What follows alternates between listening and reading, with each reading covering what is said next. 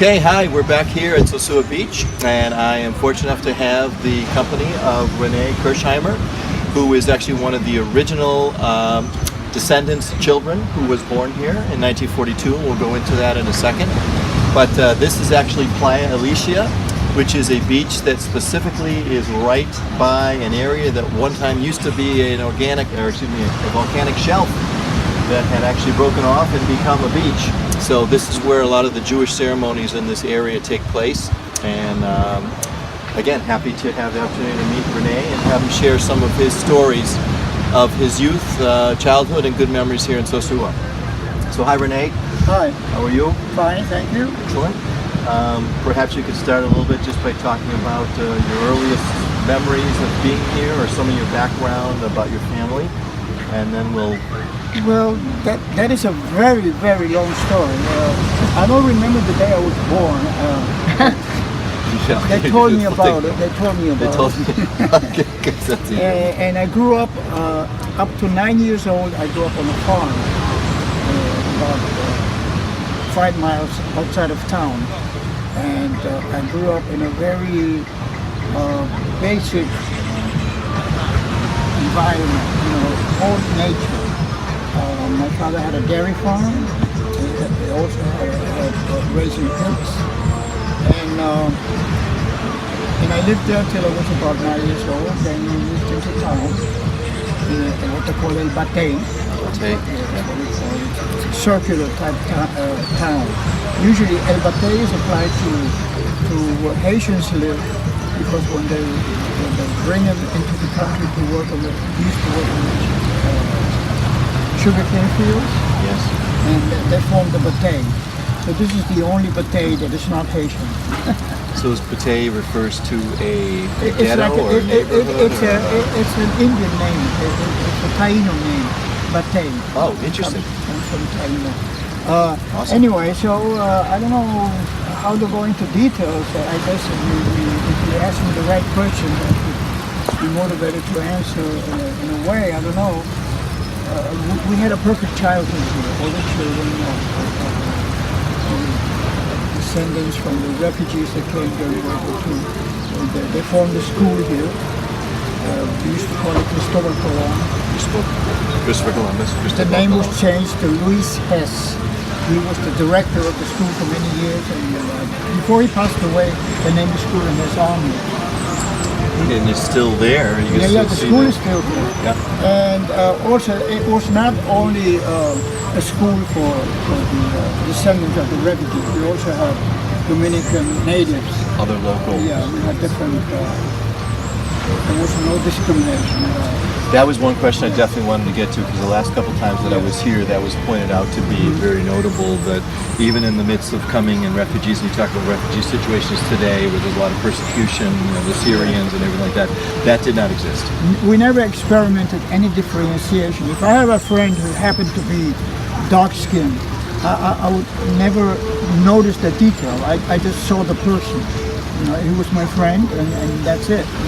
Then later on, of course, as you get an adult, you realize, you see pictures. Oh my God, this guy was, this guy was colored. I didn't even know that.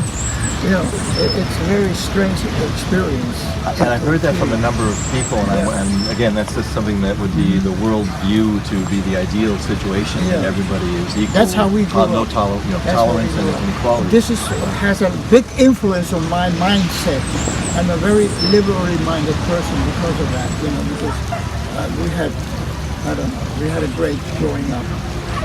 So never for wanting, you always had plenty of food, and you had community where you went to see the plays and the movie every week. Oh yeah, you showed me a picture.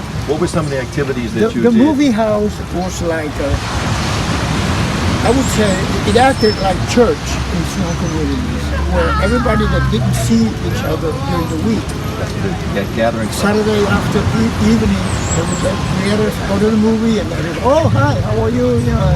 We had like a half an hour conversation before the movie started outside. Then they would flick the lights saying that the movie was about to start, and everybody would walk in and sit down. Everybody had his own seat. Assigned seating? Not assigned, but they always sat in the same seat. Yeah, my mother, she knew where she had to sit. She brought her dog along, and he sat under her chair. So how many folks would typically come to this weekly? I would If say there were 700 settlers here no, total. no, not that many people. Besides, 700 is a magic number of people that happened to come here and went through here, you know. But you never had really 700 people living here At one given time. at one given time.